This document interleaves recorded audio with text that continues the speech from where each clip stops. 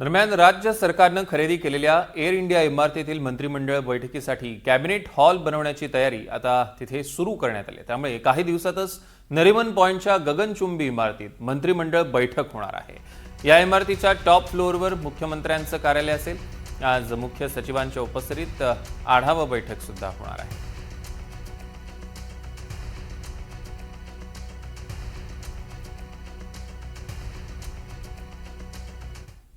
आणि आता महानगरातल्या बातम्यांचा वेगवान आढावा घेऊया.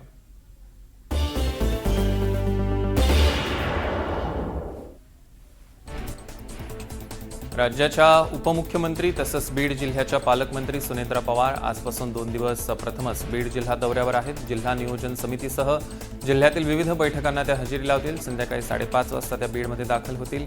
याच दरम्यान त्या बीड परळी रेल्वे प्रकल्पाची देखील आढावा बैठक घेणार आहे. यानंतर जिल्हा परिषदेअंतर्गत विविध विकास कामांचा त्या आढावा घेतील.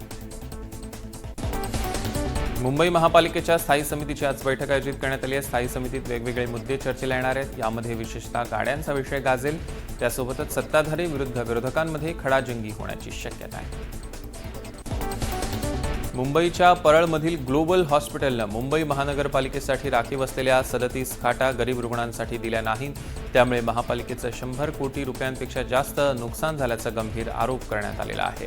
हे प्रकरण न्यायालयात सुरू होतं. आता न्यायालयाच्या निर्देशानुसार सामंजस्य करार करण्यात येणार आहे.